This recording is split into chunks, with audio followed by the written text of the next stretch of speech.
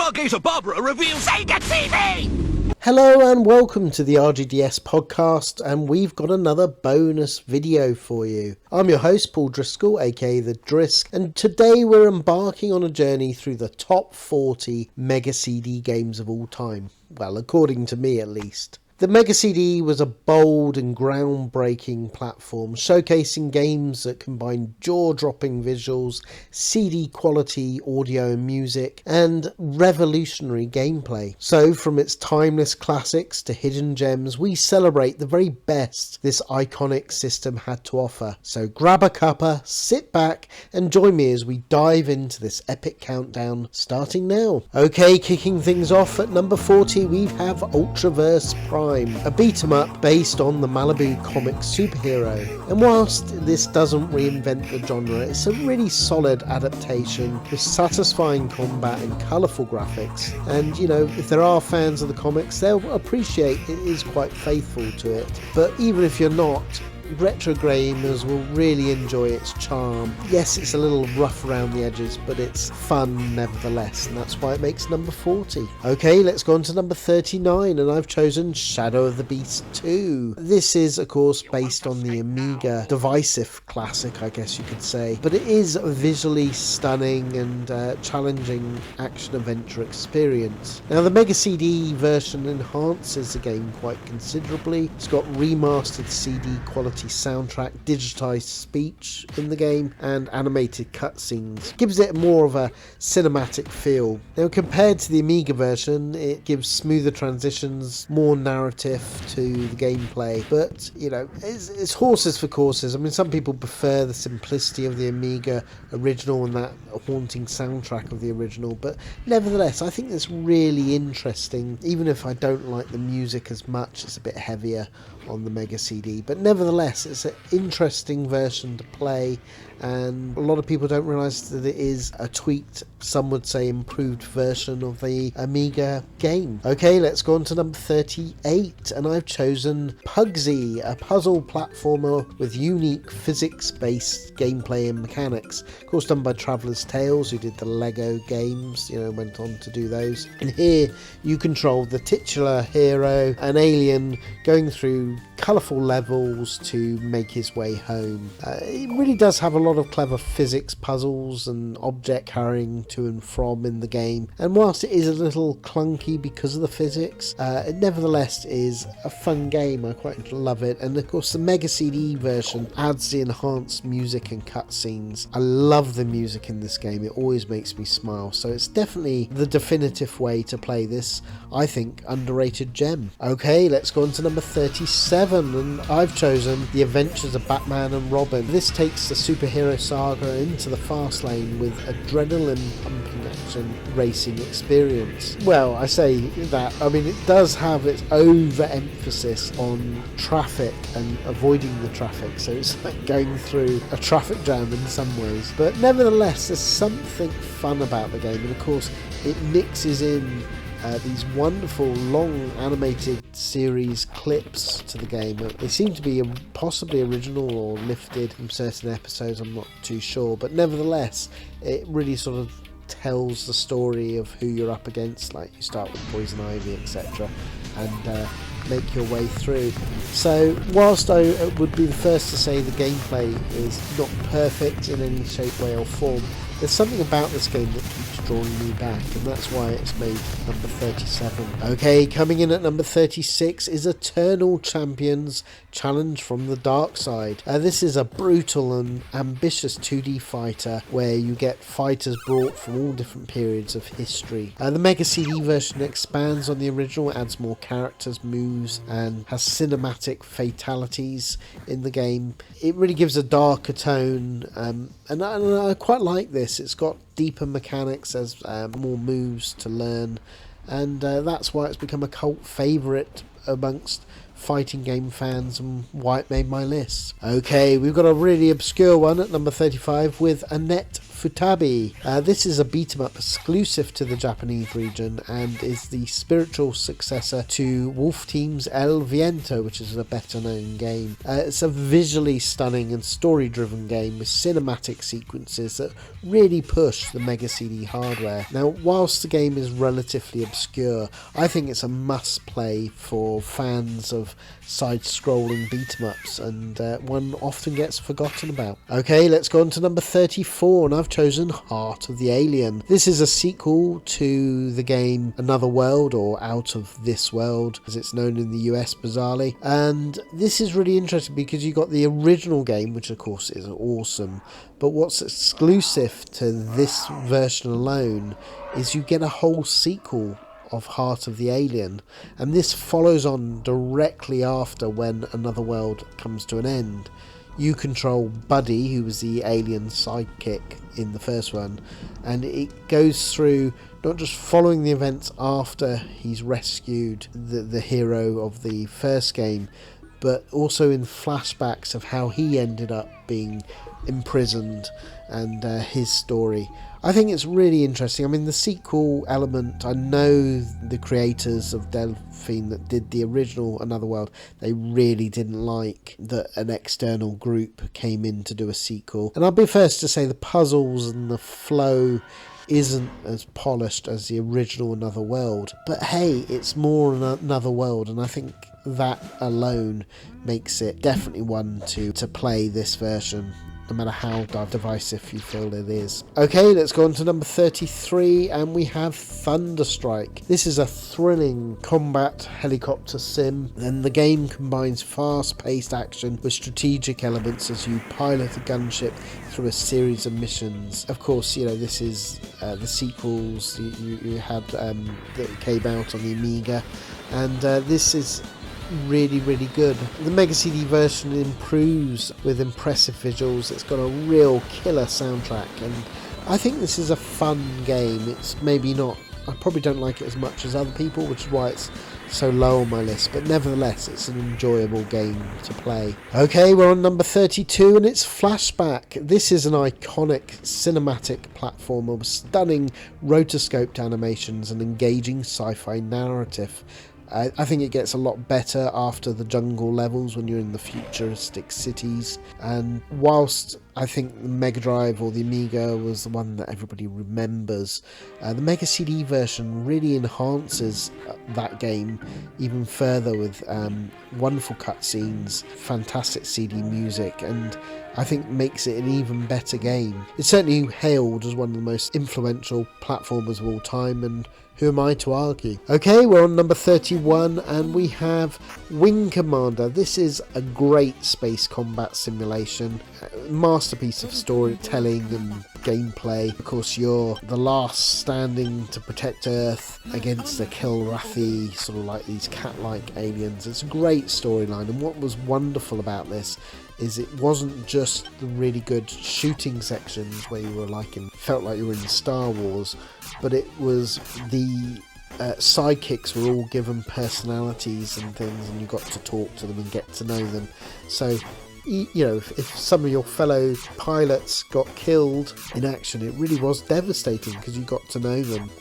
I love the game, but one thing people don't realise is the Mega CD version is actually a big improvement even over the PC in many ways, because it has full motion cut scenes, enhanced music, speech throughout. I think it's a real must play for sci-fi fans, and whilst I probably would say Super Wing Commander on the 3DO is probably the definitive way to play the game, because they even upscaled the graphics further to use the Wing Commander 3 engine, but with the Wing Commander 1 storyline.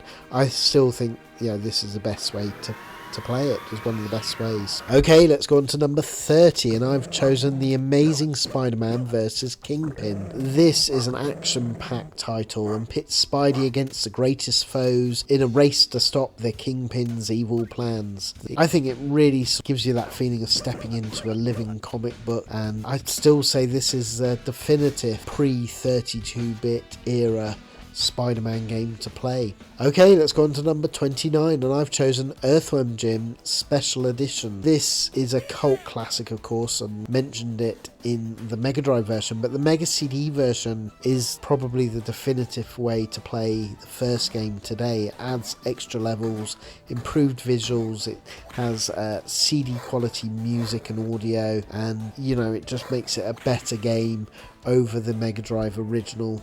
So if you're looking to replay Earthworm Jim again, play the Mega CD version is my advice. Okay, let's go on to number 28, and this will probably shock people that it's so low on my list. It is Sonic CD. Now, a lot of people do regard this as one of the best entries in the Sonic franchise. I'm not one of them. I find the time travel mechanic, where people can visit the past, present and future, just overcomplicates it for me, and I don't know, I just don't really like it. I do, however, like the Japanese soundtrack over the Western soundtrack, so I think if you're going to play it, that's the best one to play. Of course, this was the one that did introduce Amy Rose, the pink hedgehog, and Sonic's robotic rival Metal Sonic, so it's important for that. But it is a good game, but I probably don't like it as much as other people, which is why it's probably shocking to a lot of people, so low on my list. Okay, let's go on to number 27, and I've chosen Jaguar XJ220. This is, I think, a fantastic racing game. It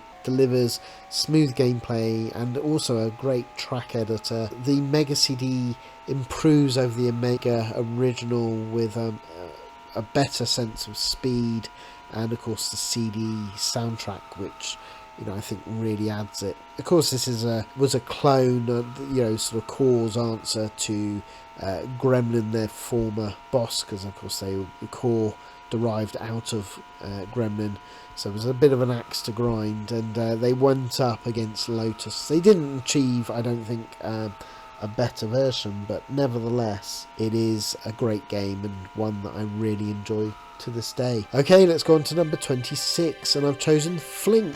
This is a beautifully crafted 2D platformer with lush hand-drawn graphics by Henk Nierborg. Of course, they've recently done Xenocrisis and that soon-to-be released Terminator No Fate 2D game that looks awesome, and he's proved himself time and time again, his wonderful artwork. It's got us, but it's not just the graphics. I think the gameplay is really good, being polished, and it's got a clever magic system, mechanic in the game to sort of play through.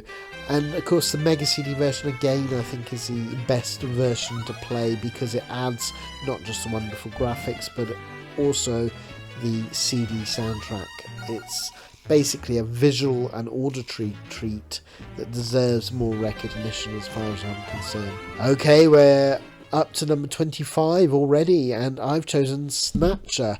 Of course, this is famously done by Hideo Kojima and is his cyberpunk masterpiece, and I'll bet you there's a lot of people that are spitting feathers it's so low on my personal list. This was a graphic adventure game blending mystery and science fiction and film noir all together, and the Mega CD version is the definitive way to play this game, in English at least. It features CD audio, voice acting, and a really immersive storyline. I do like it. I struggle a little bit with Hideo Kojima's pacing. I guess I'm less into long clips and storylines in that way, and more about the gameplay and the puzzle, which of course, like any Hideo Kojima's, he puts emphasis on the actual dialogue. But nevertheless, it is a great game and is the definitive way to play it, is on the Mega CD. Okay, let's go on to number 24, and I've chosen Batman Returns. This, I think, is a really interesting one. You get to ride in the Batmobile and you go hurtling around with sort of Mode 7 style visuals. Of course, it was done by the team that had done Batman on the Amiga and those sort of elements. They're taking the sort of Chase HQ engine and running with it. I think it could have been a lot better gameplay wise. They should have put more emphasis on the speed and a bit more racing.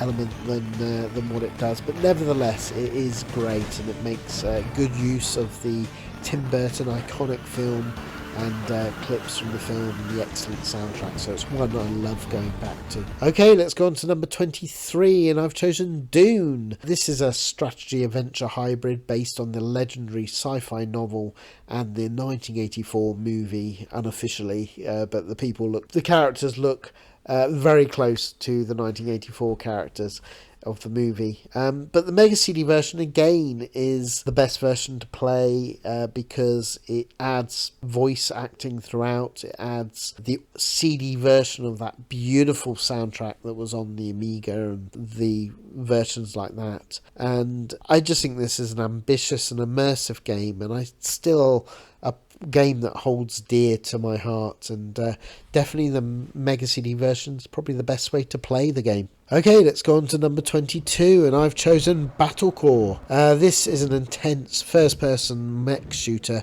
that showcases the Mega CD's 3D capabilities. It's done in an immersive cockpit view, shows how Core Design really understood their craft of making games for the Mega CD, and adds dramatic soundtracks, and for fans of mecha and futuristic warfare, this I think is one of the best ones to play. Okay, we've made it to number 21, and I've chosen Bloodshot. People probably are shocked it's so high on the list, but I really quite like this. It's a very simplistic first-person shooter, more in the style of Wolfenstein. There's not the complexity of Doom or something like that. It's also known as Battle Frenzy in Europe. I gave the US name because I prefer it. But it does have split-screen multiplayer, smooth 3D graphics, and I think it's a real showcase for the Mega CD, and I enjoy it. I really enjoy my simplistic old-school first-person shooters, so that's why it's probably so high on my list personally. Okay, let's go on to number 20, and I've chosen Road Rash. This is a legendary motorcycle combat game that defined the adrenaline-fueled chaos of illegal racing on bikes. The Mega CD version is quite interesting because it sort of takes the clips and video clips of the 32-bit version, but essentially uses the Road Rash 3 graphics on the Mega Drive for the in-game action. The 32-bit version is best, and as I've mentioned on the Mega Drive episode, I didn't like the graphics of Road Rash 3, but nevertheless this is quite a fun game, and what's actually wonderful with this, which the 32-bit versions completely failed at, is you can actually listen to all that great licensed audio music, all the tunes in game. I mean, it was crazy on the Saturn and 3DO that you couldn't do that, and at least you can do that here. Definitely one I really enjoy. Okay, let's go on to number 19.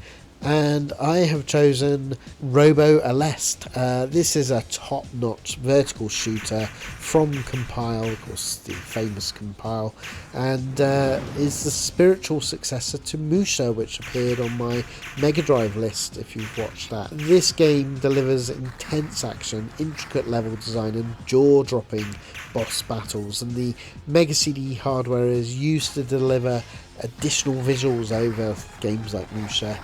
And you combine that with the epic orchestral quality soundtrack, it really amplifies the gameplay experience. I think it's a must for shoot 'em up fans. Okay, we're on number 18, and I've chosen Mickey Mania, the timeless adventures of Mickey Mouse. This was a platformer also done by Traveller's Tales, yes, the people who went on to do all those fantastic Lego games. And there's a really interesting idea. They basically went through all the classic Mickey Mouse cartoons, starting with Steamboat Willie right at the beginning, so it's in black and white, but you play Mickey making your way through these cartoon themed levels. The Mega CD version improves considerably over the other 16-bit ports. It's got CD quality music, upgraded visuals, exclusive cutscenes, and really showcases its charms. And whilst I'll be the first to say that maybe the PlayStation Mickey's Wild Adventure that came out, was a sort of remaster of this game that had smoother animations and extra features, It's worth remembering that the PS1 version came out 2 years later, so I think it just highlights how ahead of the game Mega CD was at the time. Okay, we're at number 17, and core blimey, it's an RPG that actually made my list. Yes, it's made its way onto number 17. It's Shining Force CD. This is a tactical RPG. It compiles 2 campaigns from the Shining Force Gaiden series, and they were originally released on the Game Gear, but it updates them here with better visuals and sound, and the gameplay is as addictive as ever, offering satisfying turn-based strategy battles and epic fantasy storyline. I really do like the Shining Force series. Now, I would certainly say that fans of this franchise should not this one. It really is an important one to play through in the series. Okay, we're on number 16, and I've chosen Prince of Persia. This is a legendary cinematic platform. Of course, I think everybody knows it.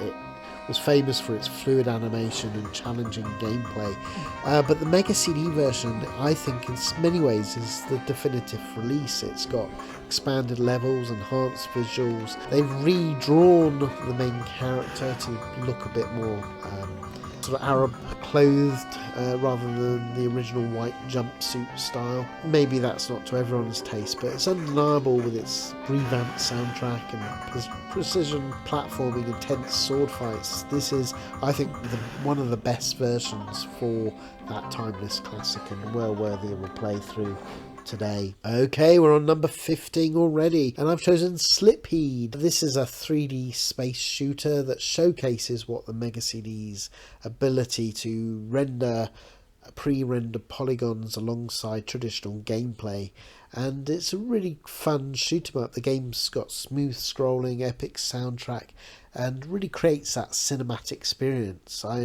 really like this one, and it's a thrilling ride for fans of sci-fi shooters, and is quite a technical marvel for the platform. Actually, talking of pre-rendered on-rails space shooters, even better at number 14 is Starblade. This had incredible visuals for the time. The Mega CD version brings that arcade experience home with stunning pre-rendered graphics and that wonderful music of the arcade original, expanded a little beyond for the CD even. And whilst you could argue the gameplay is straightforward, if you're a fan of like Atari, Star Wars, this is kind of like that. I always used to imagine that it was like the last Starfighter game, because I love that film, and the NES version was just Iridium rebadged, wasn't really to do with the film, so this was the closest I personally had felt to playing that last Starfighter game that appeared in that film that I love so much. Okay, let's go on to number 13, and I've gone for Android Assault, The Revenge of the Barry Arm. Quite a mouthful there. This is a high energy horizontal shooter at number 13 with vibrant visuals, smooth gameplay, and a really rocking out soundtrack.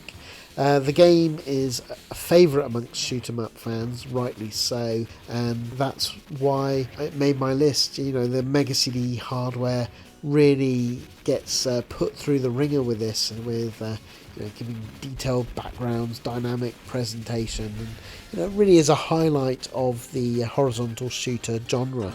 Okay, we're at number 12, and that's another shooter with Keio Flying Squadron. This is a quirky and visually stunning shoot-em-up, one of the earlier shoot-em-ups, and has its distinct Japanese flair. You control Rami, a rabbit-eared heroine, and you're riding a dragon through a vibrant and imaginative levels.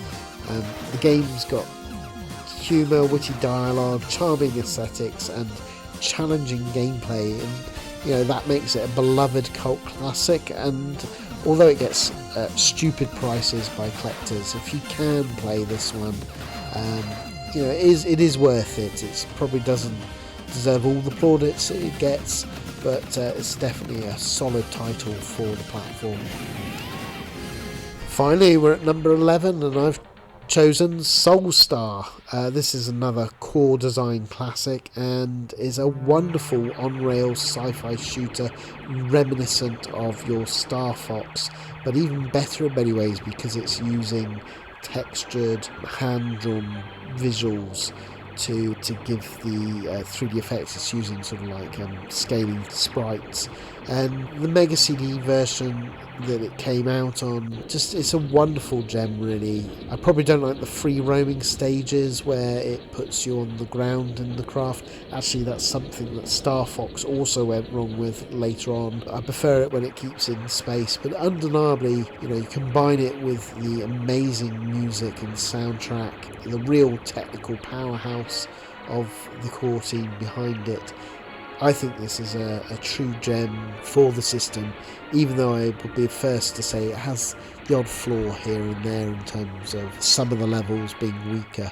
Okay, we're on our top 10 now, and I've chosen Sol-Feace. This is an epic side-scrolling shoot-'em-up, and you know, it's one of the early titles of the Mega CD. It's one that always got packed in along with Road Blasters. I think it's a brilliant game. It probably wasn't as beloved back in the day because people were really looking for the next revolution, whether this was just a really good 2D shooter, but it, you know, it's got wonderful visuals, smooth gameplay, and you know, it really does have a good soundtrack, making full use of the CD hardware in that way at least, if not in the gameplay. It's a fantastic way to start top 10, and whilst it doesn't break new ground, it's a classic shoot 'em up that I think a lot of you and retro lovers will enjoy replaying today. Okay, we're on number 9, and I've chosen Wonder Dog. This platformer oozes charm with wonderful art style and lovable main character. I just love core design platform games. Of course, it follows the line of European style platformers, not to everybody's taste. I just love the charm, I love the enemies you go up to, I love the levels. The music is amazing in this game, makes me so happy as I'm listening to it. I think it's just a platformer that just doesn't get enough credit, and I think you'll have a grand time going back to it. Okay, let's go on to number 8, and I've chosen Final Fight CD. This is of course based on the classic Capcom beat-em-up, and at the time this was really the definitive way to play Final Fight anywhere really, because it had all 3 characters, Cody, Guy and Hagar, and it was pretty much an arcade perfect port. But I still enjoy it today even over the arcade, because the Mega CD version also has remastered soundtrack making full use of the CD, and so even above the arcade I think it's a great way to play and enjoy. Okay, we're on number 7, and I've chosen Wolfchild. This is another core design game that also came out on the Amiga, but the definitive version is the Mega CD version. It has slightly improved visuals, lots of extra levels, which makes it great, so there's even more to play. It's got more animated cutscenes, and you know, that adds to the narrative for things, but it's the CD remastered soundtrack that just elevates this to certainly the definitive way to play. I mean, I really love the sort of mixing in Strider with the wolf changing mechanic, Alter Beast. I think this is a game by Simon Phipps, who of course did Rick Dangerous and Switchblade and games like that, and Bubba and Sticks.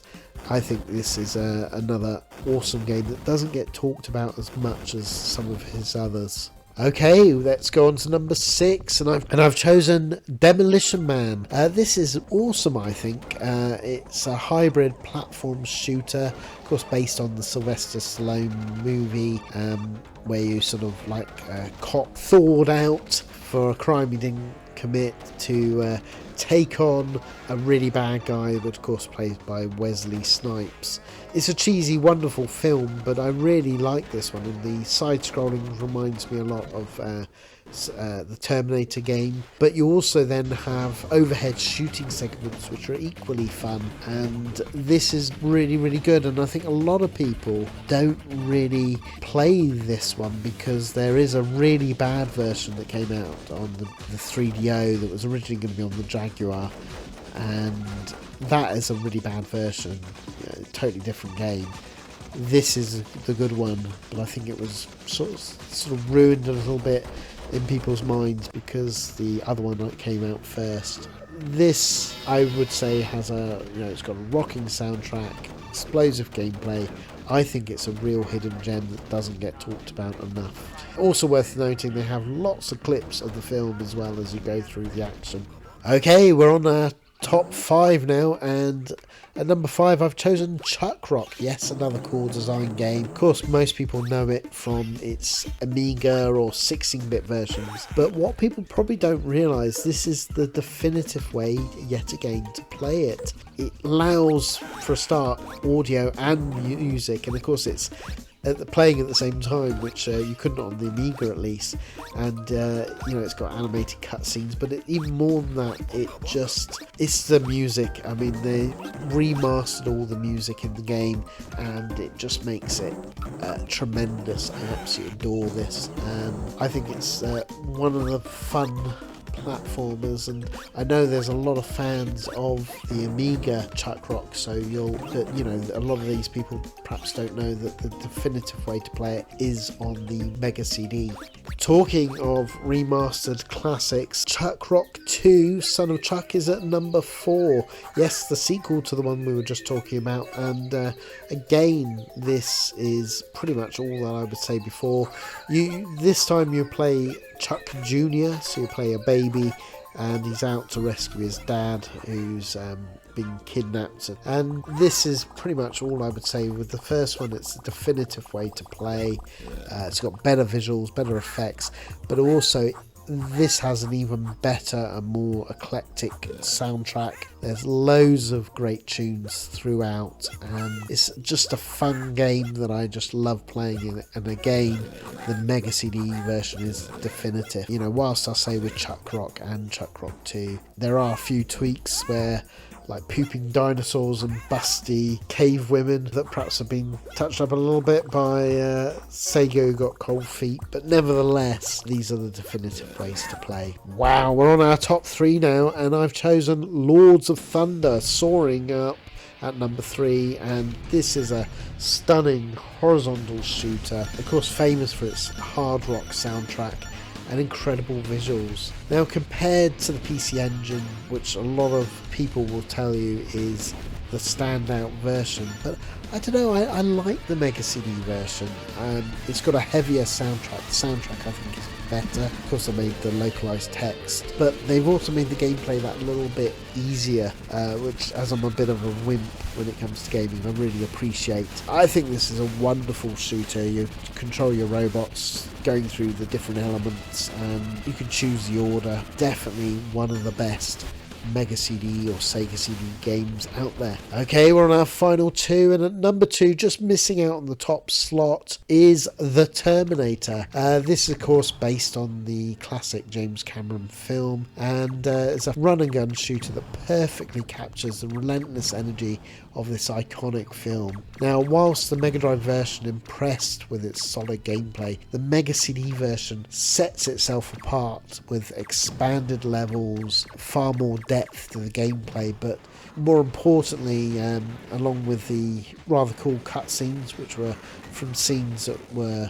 not even in the original movie. They were like the bits cut out and put in the special edition years later, so that was quite cool. But it's the CD soundtrack. It's one of the best out there. It really is such a good soundtrack, making good use of the CD, and yeah, I just adore it really. The Mega CD version is undeniably the definitive way to play this action-packed classic, and I always love going back to it. So that's why it made number 2. So that brings us on to my number 1 game, and I've chosen Popful Mail. This is a delightful action RPG that blends platforming, combat and humour in perfect harmony. It's got colourful anime style visuals and engaging gameplay, and I think this translated Mega CD masterpiece is a joy from start to finish. It's got witty dialogue, sharp humour, bringing the quirky characters to life, and making Mail, the girl that you control, But she's a feisty bounty hunter, and her companions that you later control in the game and meet are truly unforgettable. I think it's fun, fast-paced platform RPG gameplay combined with those sort of like expanding and RPG elements that gives you a sense of progression and exploration. A brilliant balance in the game. That is definitely why this makes my number one game for the Mega CD. I just think it has such personality, charm and undeniable appeal. So there you go, that's the top 40 list. But wait, there's more. We couldn't do a complete countdown without giving some nods to honourable mentions, because I appreciate, whilst I don't like the games as much, they do deserve recognition. To begin with, there's all the full motion video titles, the FMV games, that of course are so synonymous with the platform, and whilst I don't enjoy playing them as much, today I had to give a quick mention because it's so important to the Mega CD and Sega CD legacy. So the first one I wanted to shout out, of course, was Road Avenger. This was a pack-in with most of the Mega CDs and has you do driving anime sort of hand-drawn classic as you sort of make your way through. It's very much like your Dragon's Lair, you know, choosing left, right or action at the right places, and it's an interesting game, but yeah, just limited in the gameplay, but still probably one of the best. Likewise, there's Cobra Command. This was also a pack-in game often, and this essentially the same, but this time you're in a high octane helicopter, and you know, it's an interesting game, great music. It is your Dragon's Lair style of do the actions at the right time to progress, but yeah, enjoyable for what it is. And you could say the same with Time Gal. I mean, that's one that's lesser known, again anime drawn, and has you on a time travelling quest to feel humour, charm and nail-biting moments, but it is your Dragon's Lair style gameplay. One that I couldn't put on my top 40 list, but I appreciate, of course, is so important, is Night Trap. You know, it had campy horror and an interesting idea. You set traps to capture these essentially vampires as girls are having a sleepover. It's probably more famous for the notoriety that it garnered as one of the games that America Congress got all huffy with, and thus made it sell incredibly well. The gameplay isn't very good, let's be honest, but it is an important game in gaming history for its notoriety. Likewise, I should mention Sewer Shark, I suppose, because whilst it's not a good game, I mean, you're running around sewers, sort of on rails pre-rendered video background, and you're controlling the ship. But it was a big game for the Mega CD. They really pushed it hard, but it's just, gameplay is not particularly good. The other things that I wanted to shout out is some of the RPGs that didn't make my list. Vey is a classic JRPG, and it's loved by fans. As I've mentioned with my personal list, I struggle with particularly turn-based combat RPGs and JRPGs, but beautiful soundtrack, and if you love those, this is a unmissable gem. And the other one that didn't make my list that's RPG is Luna the Silver Star. This has great storyline, unforgettable characters, gorgeous visuals and emotional depth, and it is a great RPG undeniably, but just one that I don't have time to play these sort of games these days, if I'm honest. Now, beyond the full motion video spectacles and RPG epics, there's a couple more that I wanted to shout out just briefly. Heimdall, for fans of the Amiga, this Viking-inspired adventure was wonderfully ported across to the Mega CD. Essentially, it's the same game, but it's got slightly better, richer visuals, and of course the CD soundtrack, and thankfully it still has the bonus game where you hurl the axes at the Viking lady. It's a good, interesting idea with Norse mythology, and this is a great way to play it today. Now, an interesting one that's worthy of a mention is Star Wars chess. This is well, basically it's ordinary chess but with animation. Think battle chess. Yeah, it's fun watching the animations. The chess is alright, it's not particularly complex, but it's a novelty that as far as I know only came out on the Mega CD, so worth a little play. One that didn't get released but did subsequently is Penn and Teller's Smoke and Mirrors. This is an enigma in gaming, really. It almost seems to punk and hate you at every turn. It's got these really weird, eccentric mini-games. The most notorious inclusion was Desert Bus, which had you drive for like hours until you gave up. Thus, it's achieved legendary status for its intentionally mundane gameplay, and I think it's a fascinating glimpse into experimental game design, and worthy of a play to see what all the fuss is about. Okay, well, there you go. That was the honourable mentions, and we've done the top 40. So that wraps up our top 40 Mega CD games of all time. I think we've revisited some absolute classics, unearthed some hidden gems for you, and celebrated the incredible legacy of this often overlooked console. So from groundbreaking RPGs to pulse-pounding shooters and quirky platformers, this Mega CD and the Sega CD library truly offered something for everyone. So thank you, as always, for tuning in to this special bonus episode of the RGDS podcast. And if you enjoy this video, be sure to like, comment, subscribe, ring that bell, and look out for many more retro gaming goodness being thrown at you. And please, let us know in the comments what you would have chosen for your favourite Mega CD games or Sega CD games. I would love to know which favourites didn't make the list, or even the ones that did make the list of mine, but you wanted to shout out because you've tried it as it was brand new to you, or your own personal thoughts on it. I'd love to hear. Anyway, this has been Paul Driscoll, aka The Drisk, signing you off. So until next time, keep it retro.